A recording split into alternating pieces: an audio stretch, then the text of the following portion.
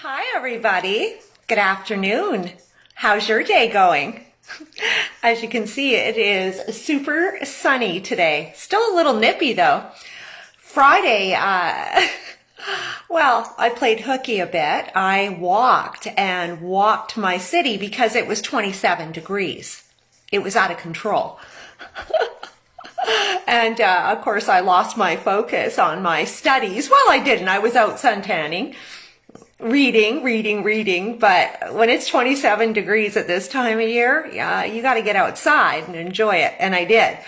I must have walked about 10 kilometers and, well,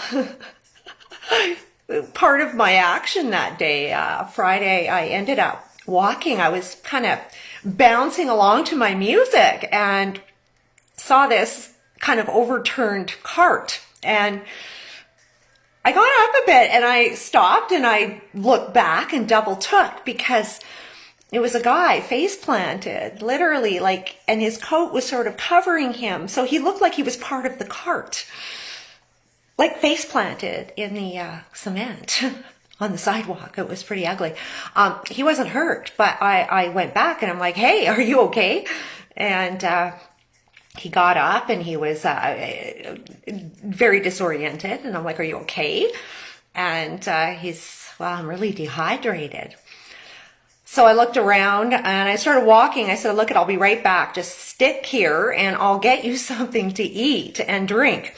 So I walked sort of halfway down, I don't know, half a block. And then I went, oh my God, that store's too far. And I ran up and I ran to McDonald's and grabbed him stuff. And in the meantime, I'd seen this other guy on the street and I said, can you go watch him? Because there's something deeply wrong here. And I went and got him something to drink and a muffin and came back, and he seemed to be half together. And before that, he got up and he was literally going to fall into the traffic. It was pretty scary. In any case, yeah, this pandemic isn't doing a lot of people very well. And the people with drug and alcohol problems, probably the worst, I would say. I don't think he was drunk. It was drugs, I think. But he was a mess at the beginning. But once he got something in him, he seemed to be okay. Crazy times. In any case, of course, I'm getting back to the Agenda 2030 cartel, but today I decided, after taking a look across Canada as to what's happening and everything coming down, I thought it was important to take a look. Because, well, a lot of us aren't really familiar with the other provinces and territories and what's going on there, especially the smaller ones. But I have an excellent following in a lot of places. Nova Scotia, New Brunswick. So I get a lot of information in from those areas. The one place that I'm absolutely missing, and I'll tell you, if anyone has anyone in these locations like the Northwest Territories and Nunavut, I would love to know about it because again, I can't get any information out of those areas. I'm going through Facebook groups and all sorts of things like that, but it's just impossible. There's not much action, and it's like it's being cut off from us, and that's a bit of a worry. In any case, I was taking a look, of course, with all this information about New Brunswick and Nova Scotia coming down. And then, of course, the address of our Prime Minister on Friday, that was a little disconcerting to me. Again, talking about sending military and reinforcements into areas. So I thought I'd take a look again through the country and see what's going on. Hi, Elizabeth, Tamara, how are you doing? I think there's 10 of you there. Jeannie, Ivan, Della. Well, the first thing I'm going to draw your attention to, so I'm going to flip this around. Because here we are with New Brunswick. And of course, we've got 142 cases, 15 new today, 1,954 total cases. They're 37% vaccinated right now. But interesting, there's only 38 COVID-related deaths from a year this has been going on. Right now in hospital, we've got 6 and 2 in ICU. Now this is an entire province of, where are we here? 781,000. Come on. Well, it does 781,350 and it doesn't want to cooperate. Sounds like, I think this is Facebook trying to mess with me because it won't let me focus in. Rats, they are. Woohoo! In any case, come back to me and I'll tell you all about it. Now, on this particular site, this is the New Brunswick COVID-19 dashboard. I mean, they've got down to the interprovincial travel stats. Gosh, I just really want you to see this. Oh, there we go. Now it's going to let you. Okay, so they've got down to stats of personal, vehicles coming in and out of the province. 983 refused, 22. The refusal rate, 1%. Enforcement and compliance. Mask use, 99%, compliance, 98%, the vaccine timetable. But what blows me away again, now, of course, these areas between Nova Scotia and New Brunswick have been, again, in a bubble for just about a year. You can't now travel, again, in areas where people are friends and have family on either sides of that provincial border that was always non-existent here in Canada. We don't have provincial and territorial borders. We never have in history. But all of a sudden we do. But again, there's 2 in ICU here in Nova Scotia. And they're locking down like a mega wave is coming. Now, next, I want to take you to Nova Scotia. So we'll go just take a look here at their stats. We've got 943 cases, 146 new ones, 40 in hospital, and 6 in ICU. Total tests, 605,000. Daily tests, 17,000. Okay, now they have 979, 115 people. Okay. Now, here's our cases here, and this is interesting, just to get some quick stats. Of course, you can see they don't have the age there, I don't know why, but that's 20 to 39. That seems to be actually the people that have been the hardest hit, and I'm seeing that pretty consistently across the board. Well, they're the ones in corporate jobs, union jobs, in their working years, and of course they're immersed in this system. And then of course they have the kids, right? This age group. So they're the ones that, again, are immersed in this continual interference. And it is interference because they go to work. If someone tests positive, everybody must test. If it happens at school, the kids. So of course that age group is absolutely going to be vulnerable, the most vulnerable to all of this, because they have, well, and of course at that age, they've got their egos on the line too, right? So of course they're all playing ball like they're supposed to. They're going along with it. And of course, being victimized by it, as you can see, because again, they're the most involved. Now, in Nova Scotia, they've had 67 deaths. They don't articulate COVID-related or not. They don't. The average age, though, is 80. Of course, any death is tragic. It truly is. But at the end of the day, what we're seeing across the board, across the world, is that there are no more deaths than there ever were. And that's just, again, a fact. We're not experiencing more than ever. Now, I went to the Yukon. I lived in the Yukon once, up in Dawson City. I was like a showgirl, wearing the dress and the feathers, all of it.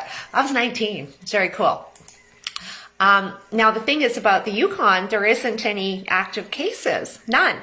In fact, they've kept their level way down. But since the beginning, there have been travel restrictions, okay, again, in and out of the Northwest Territories right next door. Now, I'm going to go down here. What did I want to show you on the Yukon? Yeah, you have to self-isolate for 14 days when you go into the Yukon. And that includes the Northwest Territories, that includes BC. So again, now they're pretty reliant on tourism in the summer as well. So, well, how do you travel in these areas that are fairly remote? Like there's nothing in between Whitehorse and Dawson City, for example, 6 hours of driving. So again, super remote areas. Now, I've been watching the Northwest Territories right from the get-go because, again, there wasn't a case there until well into fall. And right now, let's take you over there. We are at 6 active cases in the entire Yukon Territory. They've done 18,463 tests. 18,380 came back negative. And see, this is when people are talking about the PCR test, guys, and they go on and on about all the false positives. Well, you can see that there's a lot of negatives. And that's why I don't pursue that argument. I don't. As well, the PCR test has been in place in Canada, testing for the flu for God knows how long, a long time. And the PCR test is used for all sorts of things in the laboratory. It truly is. And again, so this is why you won't hear me talking about that or going on about it. Because again, it's not what I'm seeing when I'm looking at the Northwest Territories and the Yukon and places that, again, are testing huge, but don't have big numbers. It doesn't not support that argument. Now, vaccine, they have 48,000 people in the Northwest Territories. So that means they've got half their population done right now vaccinated, 50%. And again, the point of all this, now again, in the Northwest Territories, you can't even travel inside without a travel pass. You can't. So that's pretty crazy. Now, Newfoundland, Labrador, that was another one. And again, level 2, all of this going on, but there's 5 cases. There's been a total of 6 deaths. And again, tragic, but normal. We've got 56 active cases and 2 hospitalized.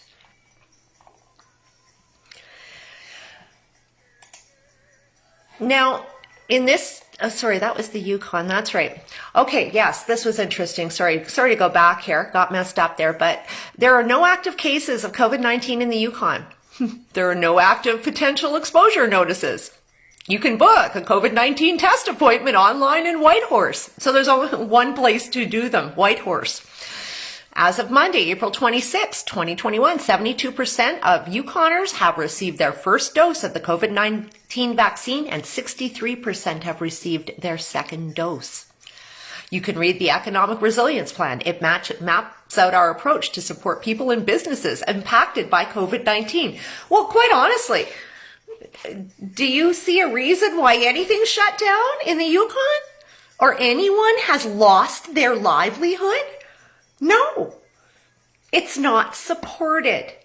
It's not supported by, again, the facts and figures and deaths that would have always occurred. It's crazy. Now, what was interesting as I was looking through Newfoundland and Labrador, because again, the 2-week quarantine to go there, travel advisories in between, in territories, again, that were, fairly accessible before, always accessible.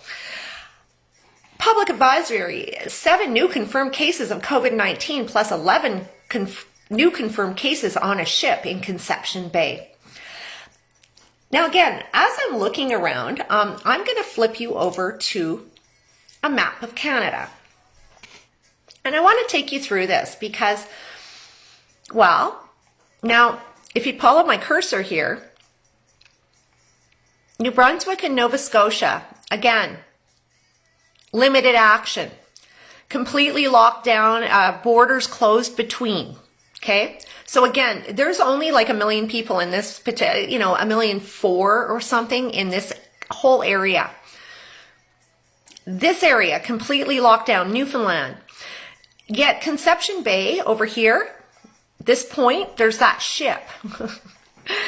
And again, of course, because it's not safe, nothing can be around there. So we've got the United States border here. So this area completely contained. Montreal under, curfews, sorry. Ontario, again, RCMP locking down areas. But here we go up here, Nunavut. The Prime Minister said he was sending in reinforcements and PPE into this area just on Friday. And then, of course, we've got the Northwest Territories up here. And again, look how big this area is. It does not justify, again, all these reinforcements are sending in. The Yukon bordered by the United States. And then, of course, we've got BC down here. Again, bordered here, but we've got RCMP out making sure people aren't traveling between zones, etc., etc. And of course, not going over the border. Now, when I'm looking at all of these, it doesn't look like I'm looking in my own country because, again, these look like they're new countries, not like they're a part of a nation. And that's what I'm trying to kind of bring people to. The fact that there used to be, it used to be homogenous. A lot of it. Our country always was. Again, there weren't these borders. But now, a whole new ball game is being established. And again, it doesn't support the facts and the numbers that we're seeing because they're minimal in these areas that I've outlined. Yet they have come down ultra hard there. I found that interesting. And again, wondering the pushing and pushing for tests when, again, they have few cases and haven't since the beginning, over a year. What's going on? What is really going on? Is it that we've got tourist season coming up and they're trying to stop us from moving around? Trying to make sure that we don't pick up, travel, and start getting out? There's more to this. Because again, it doesn't make sense. Now these areas in the Yukon, of course in the north, they are going in. Now these have larger indigenous populations, and that's where the government is focusing these vaccine efforts. They are. And they're making sure, as you could see, that they're just about done in the Yukon, vaccinating. And it doesn't look like there's a whole lot of resistance. Now, I keep looking and going, why the push on all of these tests? And even months ago, I was thinking, trying to get our DNA. They're trying, at one point I kind of thought, it's like having this new system that we know is coming, and that is having all of our information in a passport, a vaccine passport. And it occurred to me a while ago that, with all this testing, it's like they're getting it underway already, creating a bank of information. But I came across this article the other day and I thought it was really interesting, and I thought we should read about it because this is our buddy, BG. Bill Gates tied to Chinese firm mining Americans' DNA data through COVID tests. This is March 7th, 2021. Bill Gates has close ties to the Chinese genomics firm that has been flagged by U.S. officials for mining the DNA of Americans via COVID-19 tests, a report said. The Bill and Melinda Gates Foundation has collaborated extensively with BGI Genomics, which is linked to the Chinese Communist Party, the National Pulse reported on March 5th. A 60 Minutes report citing U.S. intelligence officials noted that BGI Genomics has used COVID-19 tests to collect, store, and exploit biometric information on American citizens. A recent Reuters article linked BGI Genomics to the Communist China's military.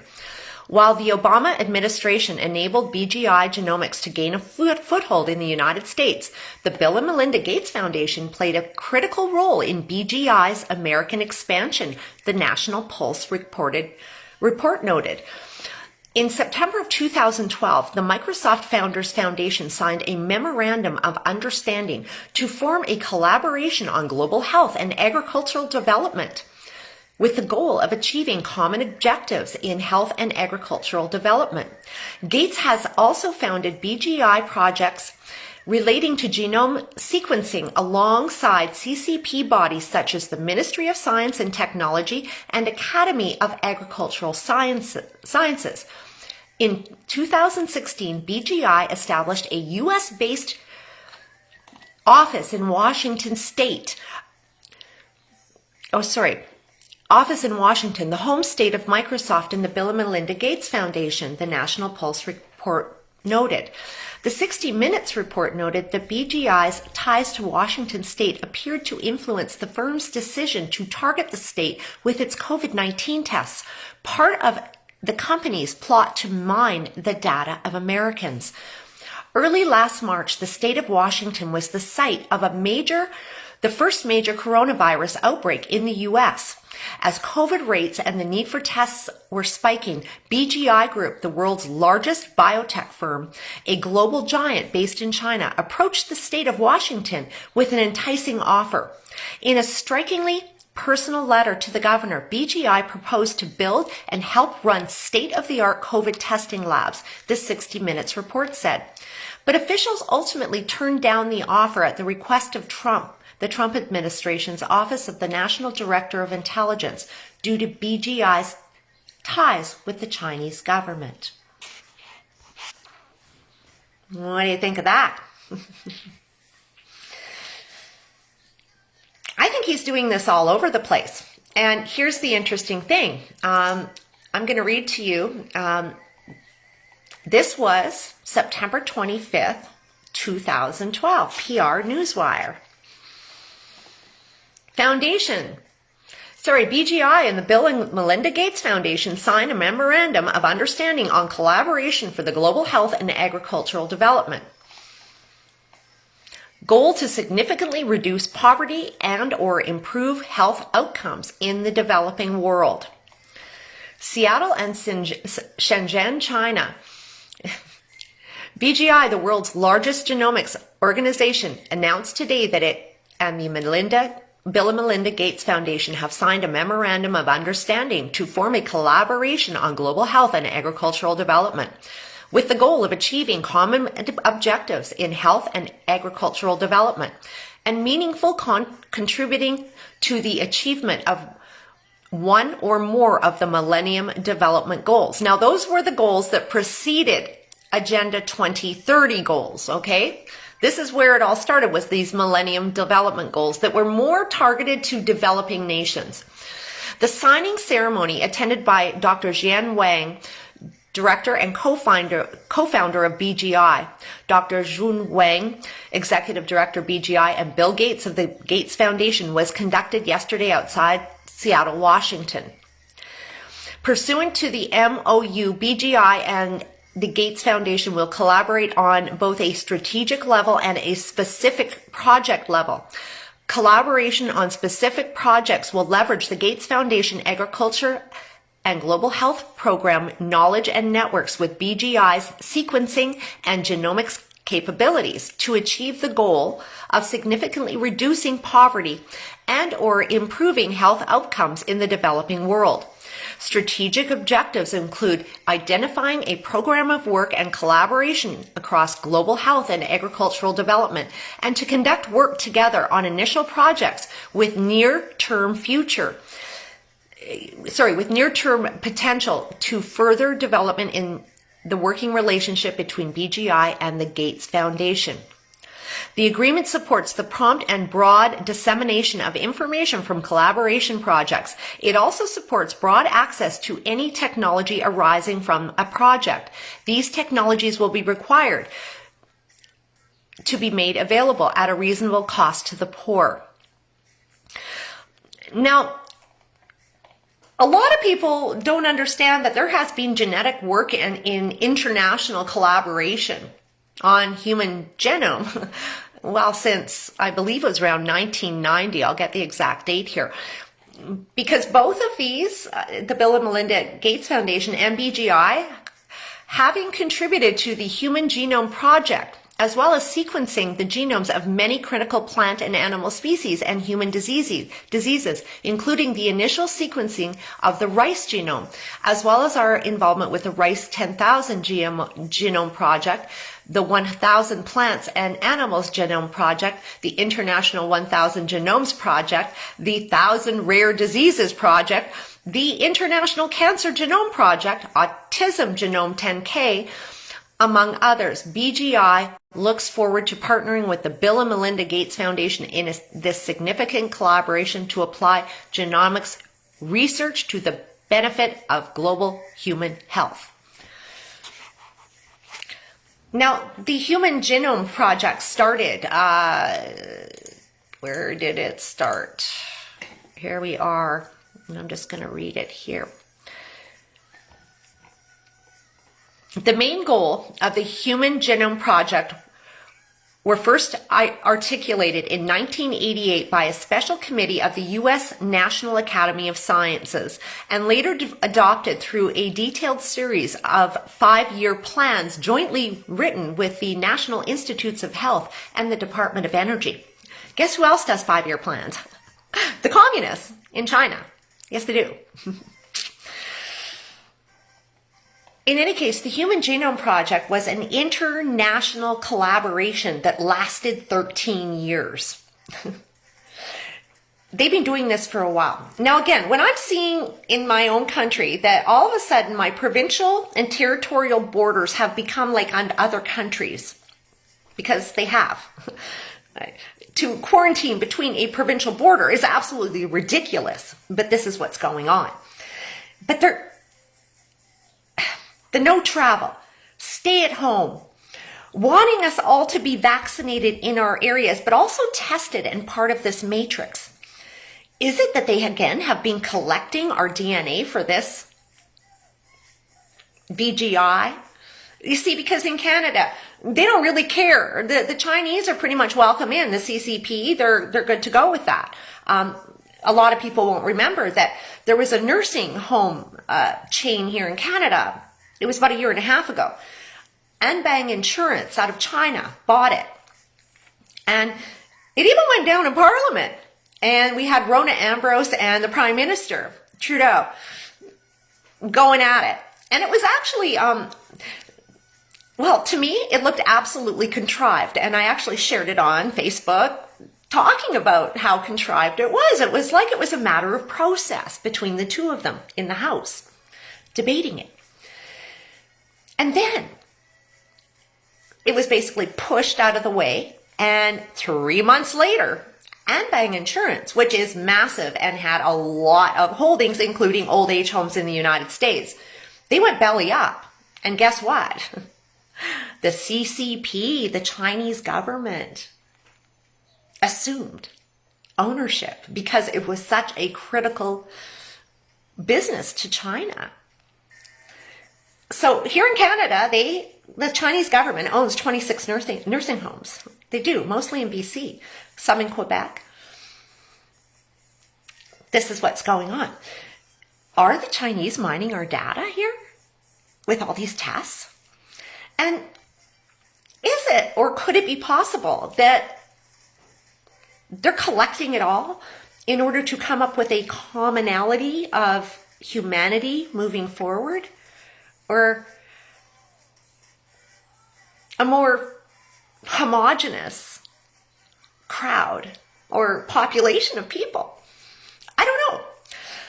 I'd love to know what you think. Because it's, it's quite confusing to me. But again, when I'm looking at my country being locked down, again, for no just cause, particularly in areas like the Yukon, it just doesn't make sense at all. The amount of tests that they've run up in those areas is out of control. And again, doesn't support, or again, there's not many positive tests that have come through in a year. So that's why I always lose that PCR argument, because it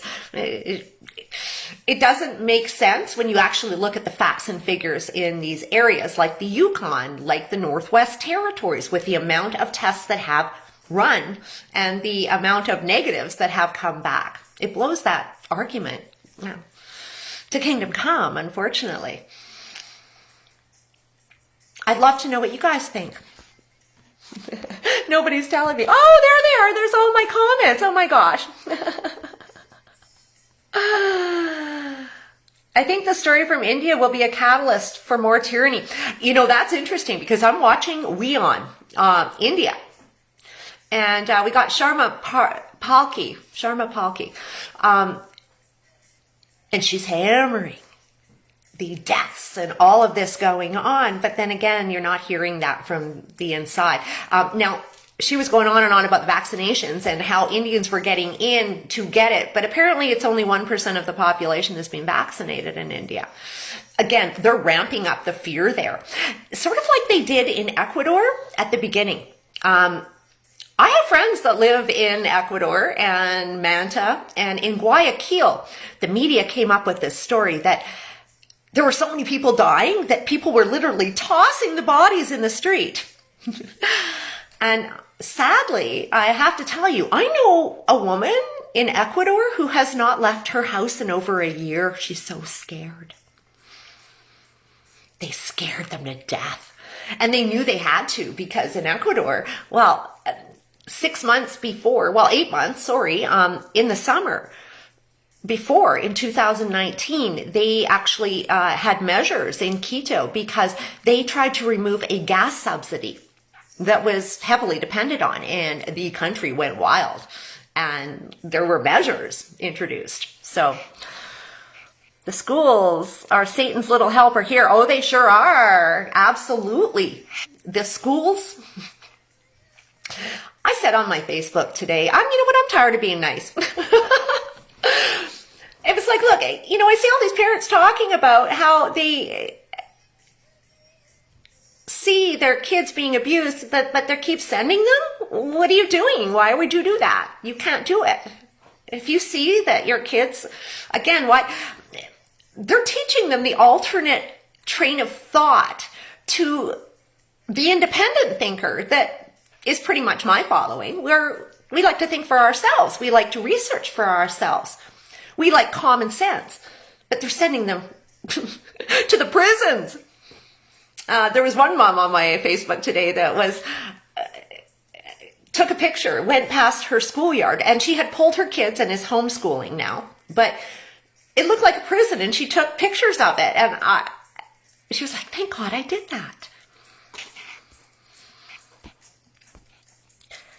Is the media pushing a different set of numbers? No. But the thing is, they're talking again about all the cumulative cases all the time, not the cases that are. And again, with the flu, they didn't say, oh my God, there was, 1,400 cases last year. They never had an accurate count of that anyway.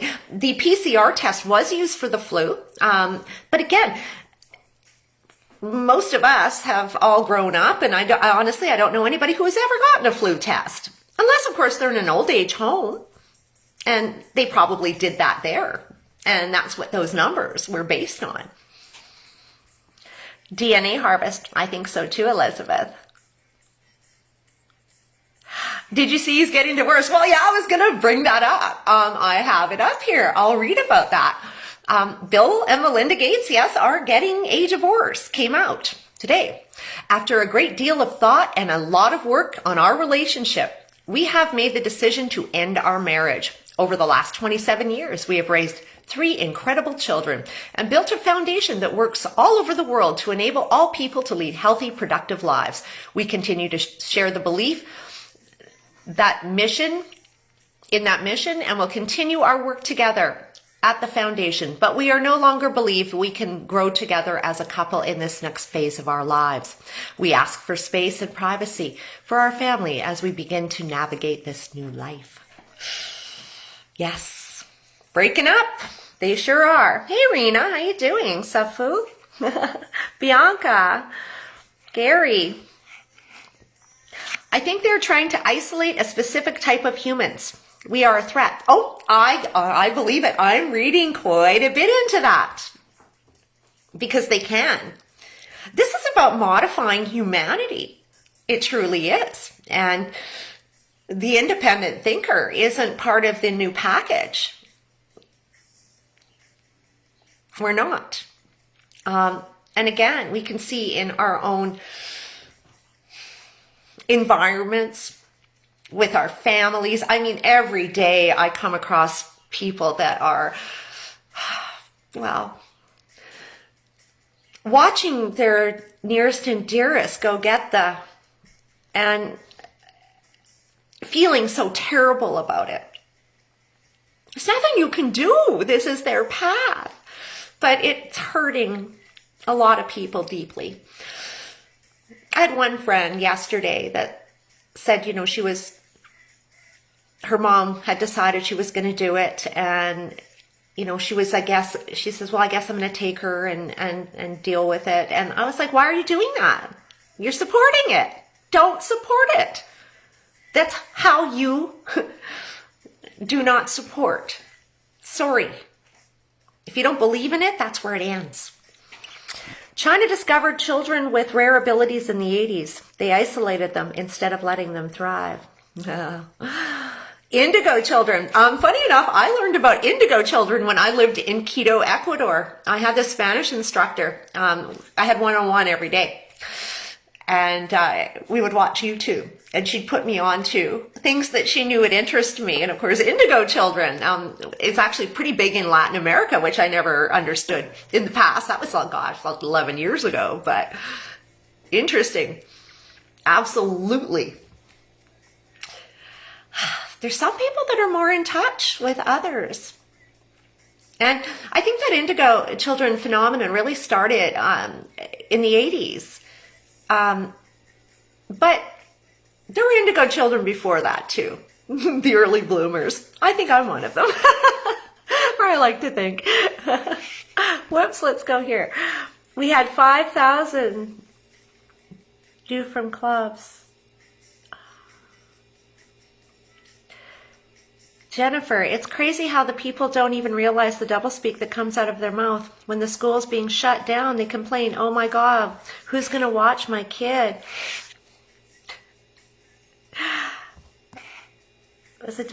Sorry. So I can go to work and make money. But at the same time, they say, oh my God, there's a deadly virus. You need to close everything and wear your damn muzzle. Which one is it? Is money important? More important than your children's life? Because there is no deadly virus. Asking for a friend.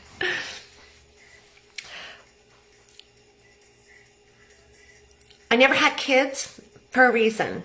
Because I knew that in a moment such as what has gone down, I would have to change my life for them.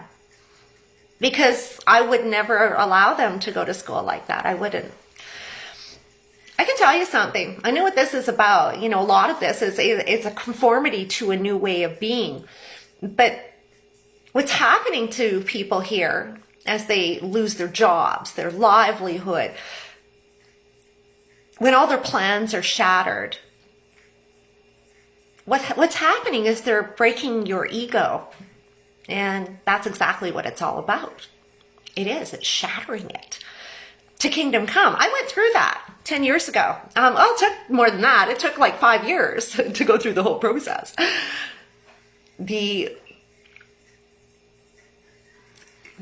decimating of it.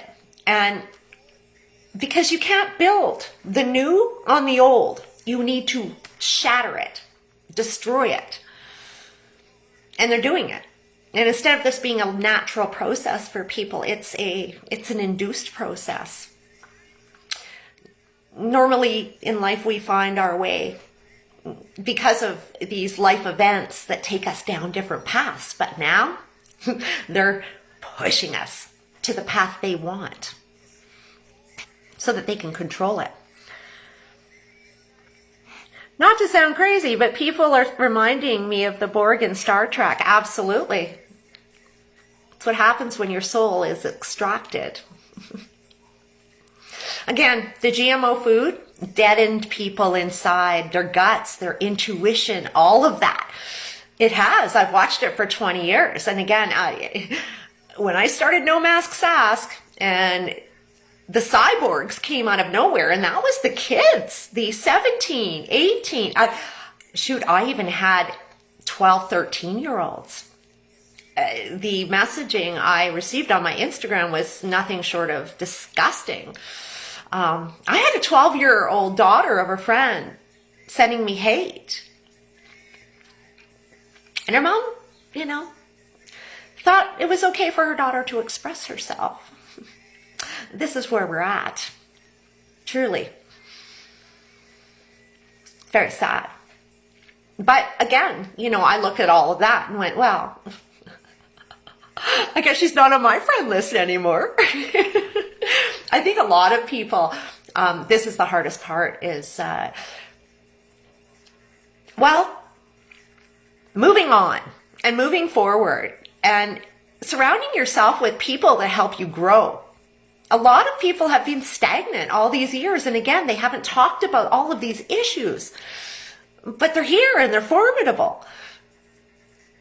Everybody's brushed them away. Being quiet, not to make a stir.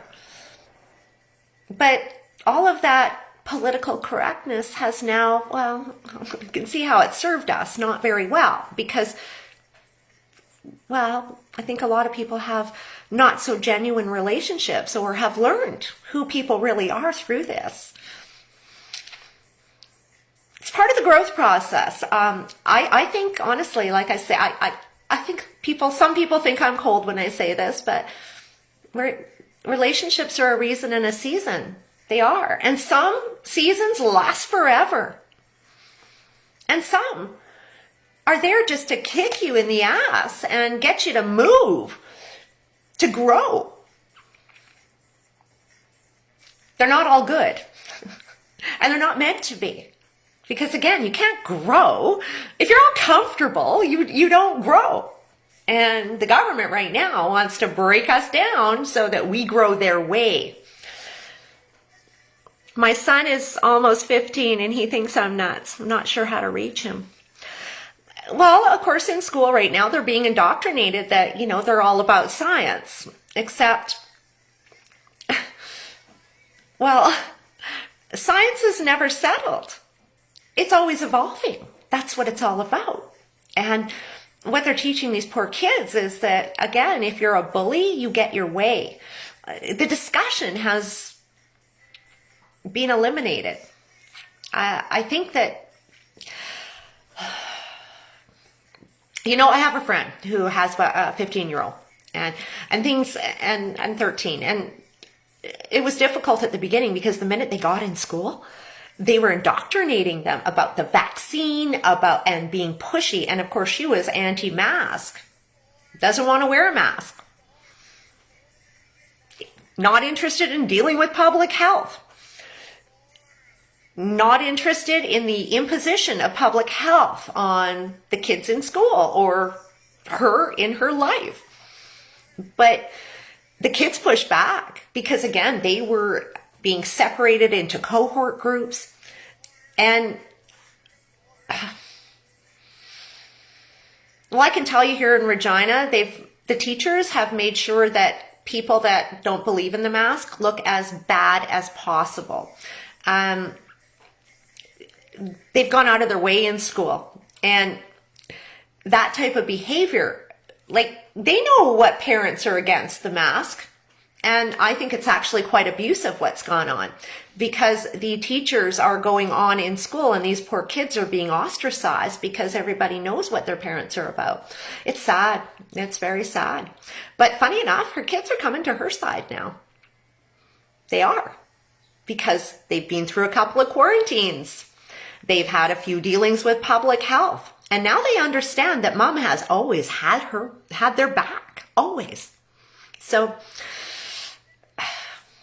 it's an eventual evolution. It really is.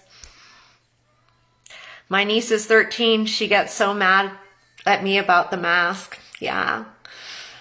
Because again, they're being socialized in school that you're just being difficult.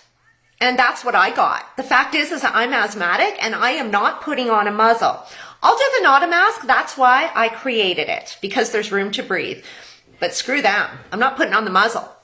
I'm not.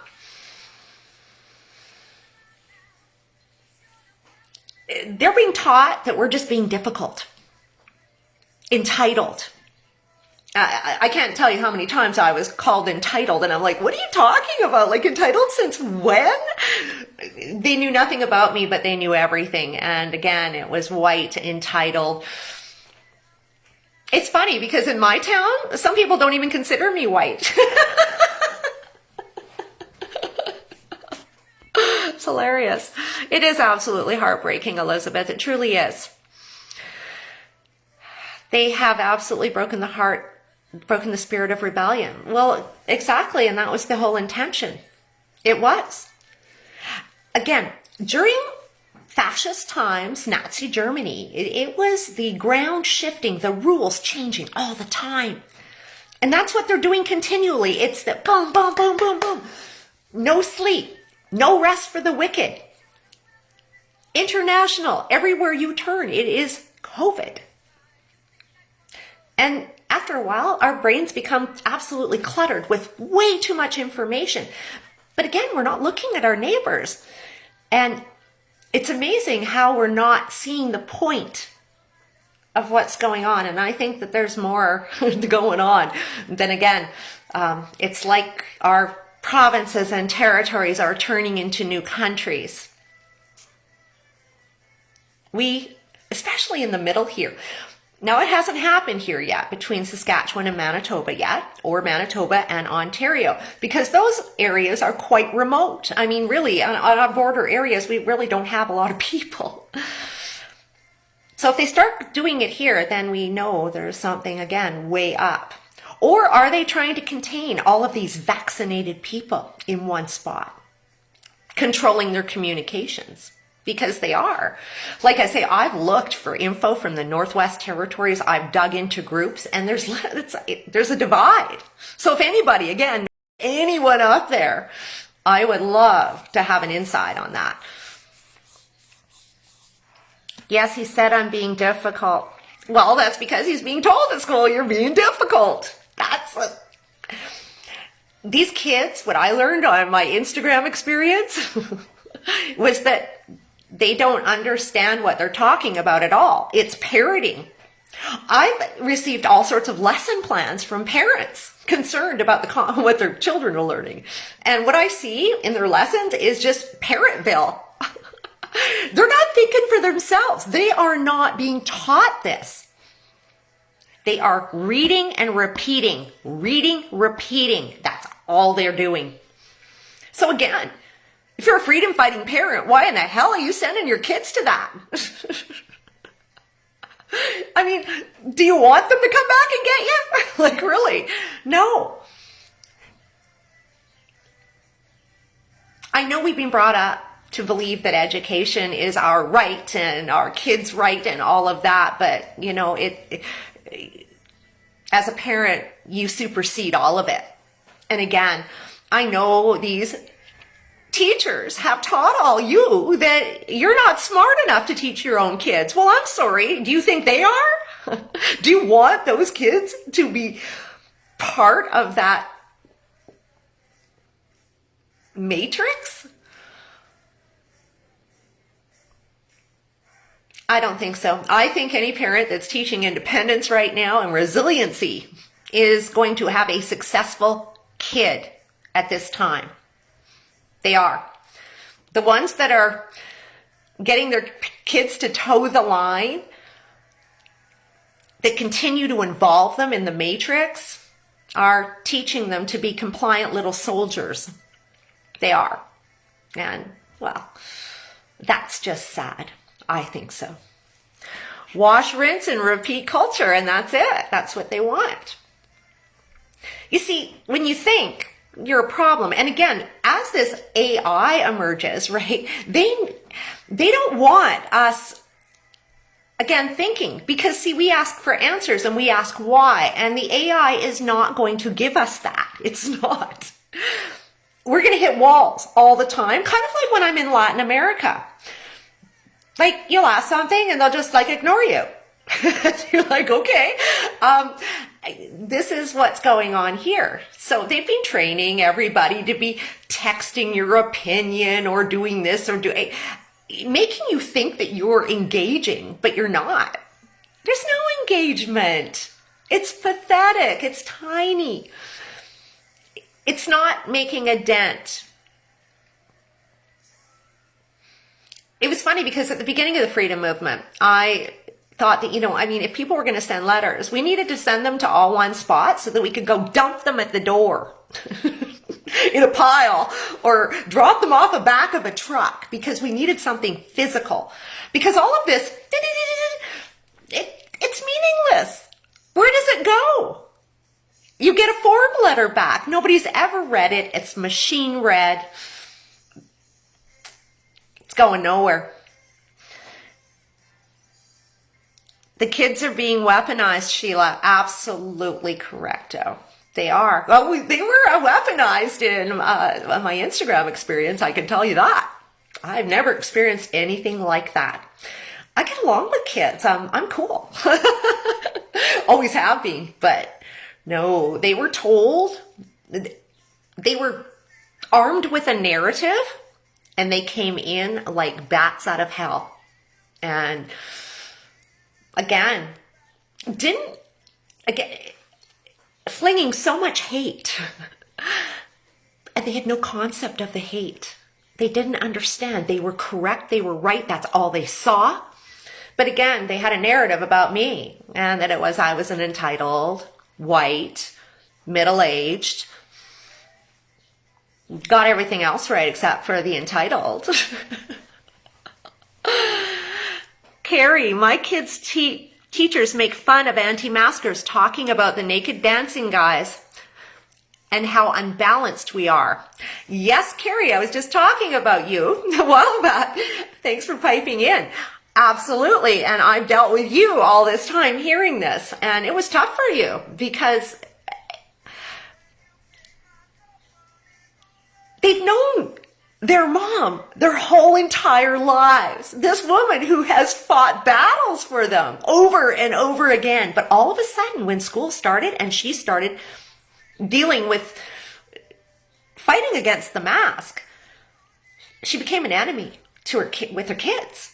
And even from this first week, they were threatening her when they were mad with getting the vaccine. But that has since turned around, right? Quite a bit. I think you've had a lot of wins lately, Carrie. Because eventually they were going to see it. And they had to go through a couple of quarantines and nonsense to see what was going on.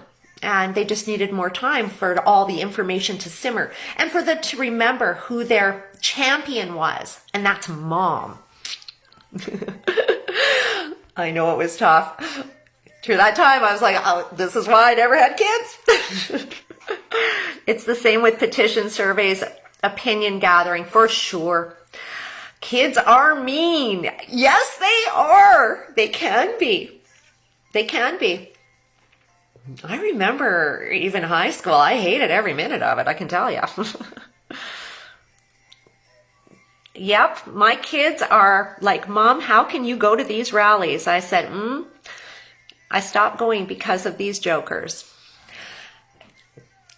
See, that's why I talk a lot about the sabotage we've had in the freedom movement in Saskatchewan, and Carrie's talking exactly about that. That we've got these guys that are, well, working for the other side, and they're going and protesting on corners all over our city, dancing half naked. Again, the joke that the teachers teach the kids in school, and then these kids come home to their mom who is against the mask, and they say, you're an idiot. Look at these guys. Again, all a setup to make anti-maskers look bad in our city, and they've been absolutely successful. Of course, there was another blow up in the media this morning about these, again, a guy who is an anti-masker, and now he's got a sex shop. So every week there is another bombshell from, well, the freedom movement. That's not really the freedom movement. They're the union movement posing as the freedom movement. It's hilarious. Tennille, my grandkids are aware of what's going on. My son is completely prepared to homeschool. Good for you. Woo! You did good, my friend. You did. Because, yes, that is the parent's responsibility. And here we go. The buck ends with the parents. It truly does. We have to stop. If you're relying on the state to care for your kids, then you're a communist. That's just the way it is. This is reminiscent of the Cultural Revolution. Yes, Tennille, I've talked about that. It is, absolutely. It is. And the climate and climate change is going to be what literally propels the kids to control. See, this is what we haven't seen yet, but I know this is coming because the United Nations is fashioning governance around children.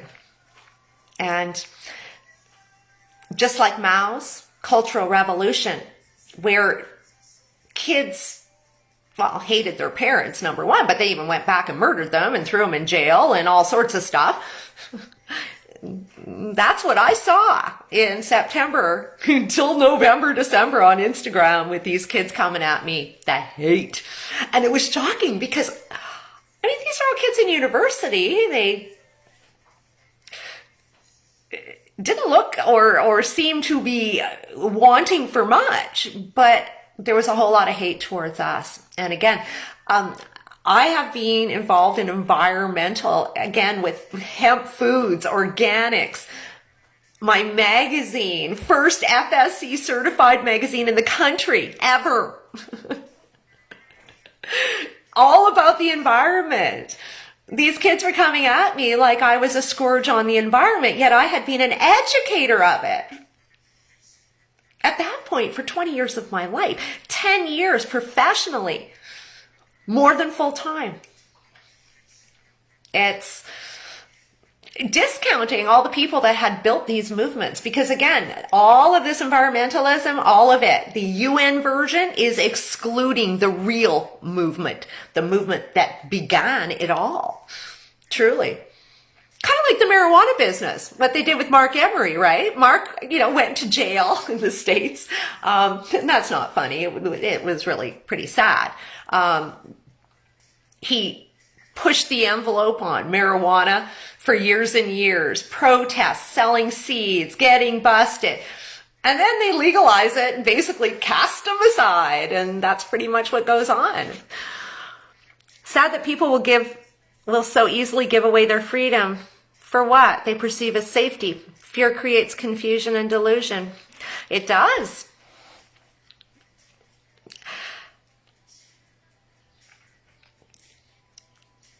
We don't know how. Most people don't understand that government is not their friend unless they've encountered something personally. And a lot of people haven't. They've been taught that they must comply, and they're not willing to, again, this is the whole point of all these cohort groups and making sure that you are wrapped up tight with those people that rely on you. so that you won't get out of line. Most people don't have the strength. I've always had the strength. That's why I'm single.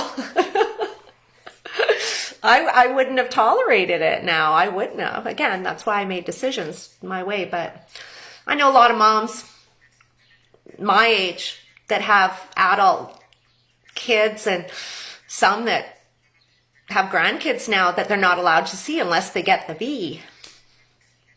If they didn't wear the mask.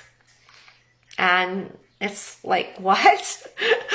I gave birth to you and now you are afraid of me near your children? And this is what they're creating. This distrust. And again, the nature of this thing is all about destroying your guts, your gut instincts. I pulled mine out and used the unschool method for damage control. Then they got their GED and HSED, and now my daughter is online college for public administration. Awesome. Good going. That's awesome.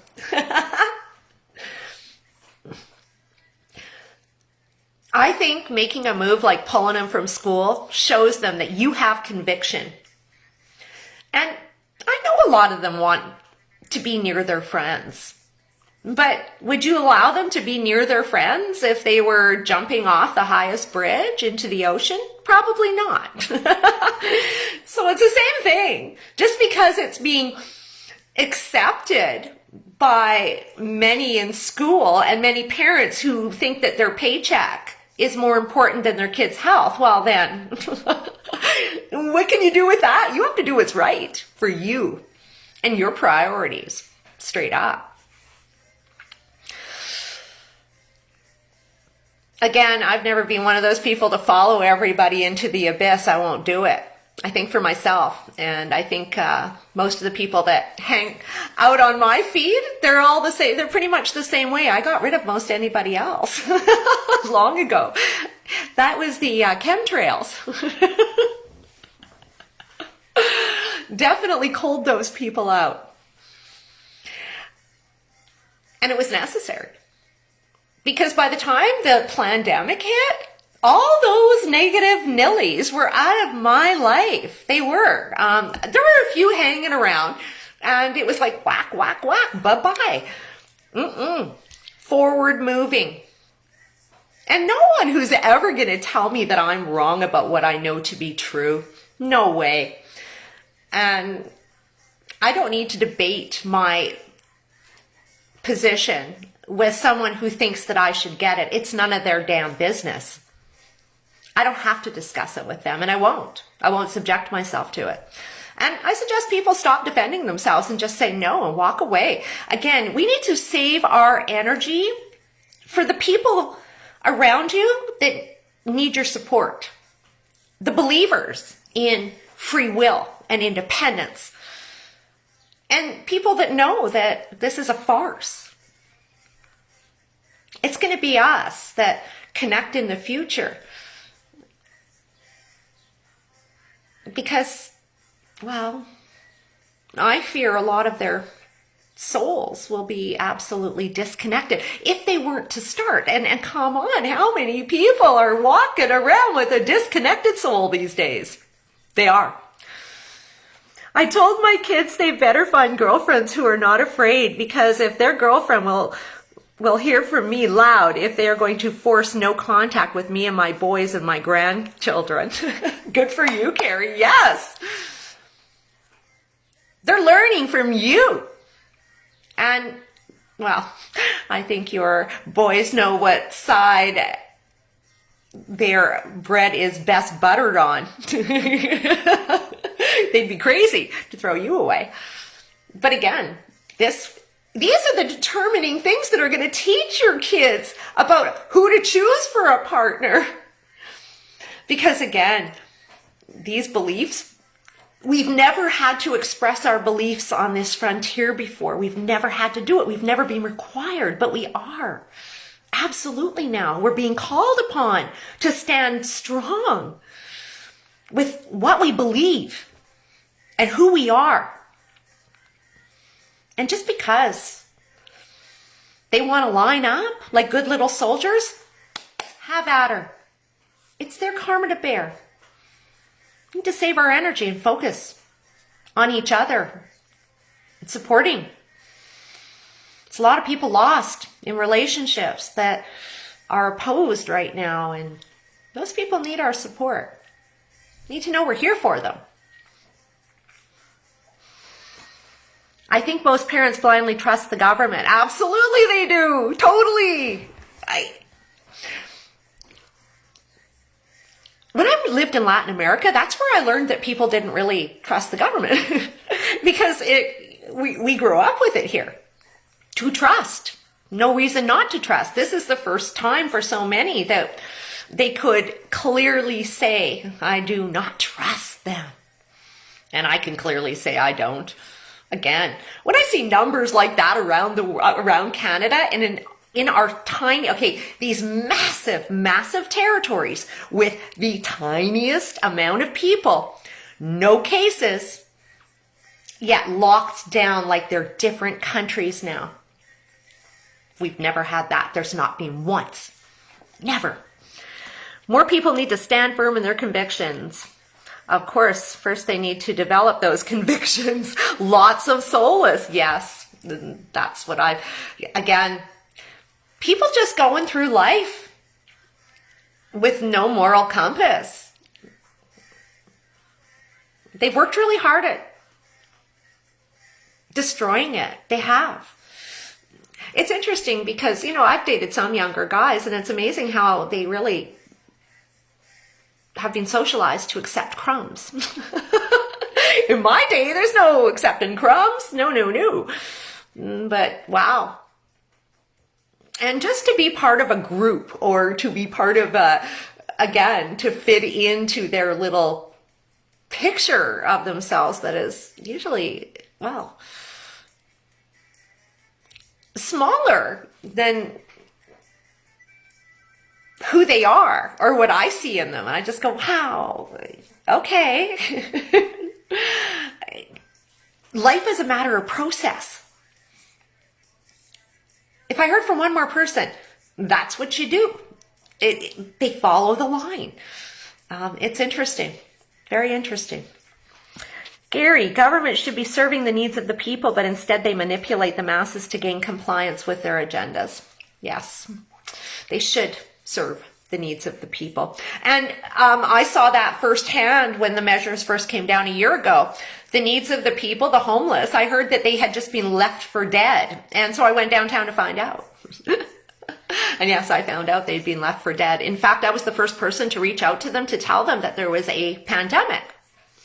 I did one-pagers. I went to the Carmichael Center. I put them up. I went down with all sorts of water, supplies, blankets. It was still really cold out. And all the shelters, literally, they shut their doors. There was no notice, and it was below zero. And I brought toques and mitts and, again, anything that I could just think of. And I put up a one-pager. They left them for dead. They had no idea what was going on. All they knew was that where the places they relied on were closed. That was it. So that whole bullshit about protecting the vulnerable right at the beginning over a year ago was nonsense. And I proved it right then. I no longer trust the government, health officials, or media. And this change in my mindset was recent as a year ago. Tennille, yes, you and many more.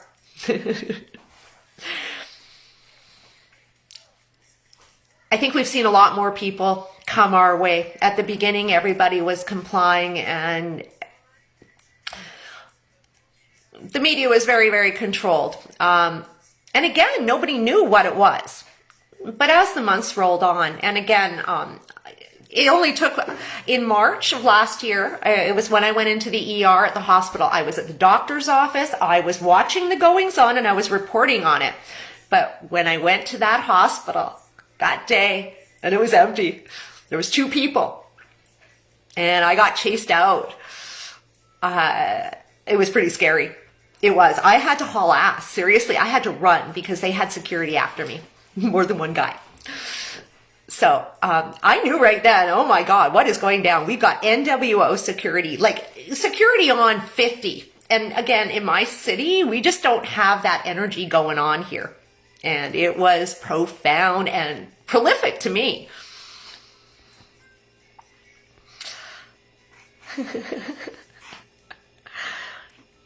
I won't comply, nor will I ever consent. Well, I'll tell you, I complied with the mask. Again, I don't have to wear it all the time, but the amount of hate coming my way, and it wasn't just that, it was everyday women coming to me telling me that they were being outed and followed in stores, and one woman was bullied, local people, and this was in small town Saskatchewan. And see, they had the basis of that with all those biotech bullies in these small towns, farming towns. So they all those people, they locked right into this vaccine and the fear and the mask right away. And anybody who wasn't falling in line in those small towns, they were getting the hammer. They were. Came to a point of time in October where it just became irresponsible of me to promote people to not comply.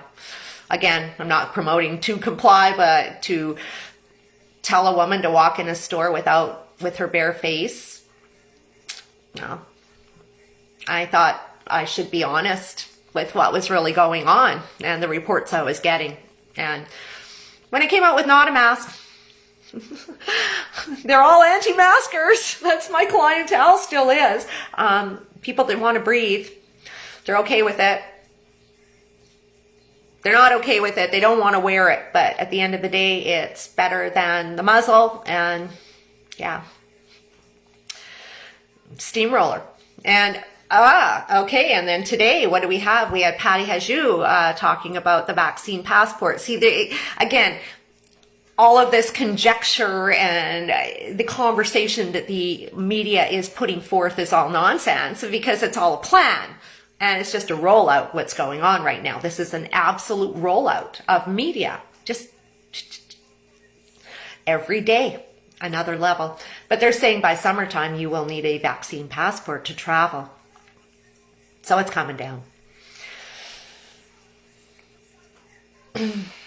Our rights and freedoms aren't getting us anywhere right now, guys. They're not. And again, it's like we're in another country. Like again, our provinces and territories are turning into independent countries and nations. Again, provincial controls as to who comes in and out, that's insane and never happened in our history. Sucks. And we've got summer coming. And of course, with, limited international travel, people do want to get out and about this summertime and cutting people off from friends and family. It goes on and on. Again, it's like a wartime thing. It doesn't seem to me, again, like a virus. And again, strategically, all on the perimeter. It's interesting. Keep an eye on those small places. And again, anybody knows anyone in these areas that is letting them in on what's going on, please let me know about it. Because I'd love to meet them and get a first hand so I don't have to speculate. This week, I'm going to go hard. Tomorrow, I'm dipping right back into the Agenda 2030 cartel. The people responsible for keeping us locked down and the entities responsible. And we're getting back into Saudi Arabia because, and UAE, because that area is absolutely instrumental in a lot of this that started with the Millennium Development Goals. And again, what I'm seeing in the financial world is that they are becoming a huge power in the new spheres of influence. Corporately. One more. Most of us here don't wear masks, but in a few businesses and institutions still require it, and it's easier to go along in those places. Walmart being one. Walmart will be the first to bring out the Vax passport, I imagine. They've been in it since the get-go. Again, this is corporately led. BlackRock, Vanguard. And of course, Bill, our buddy, the one mining data for a CCP company.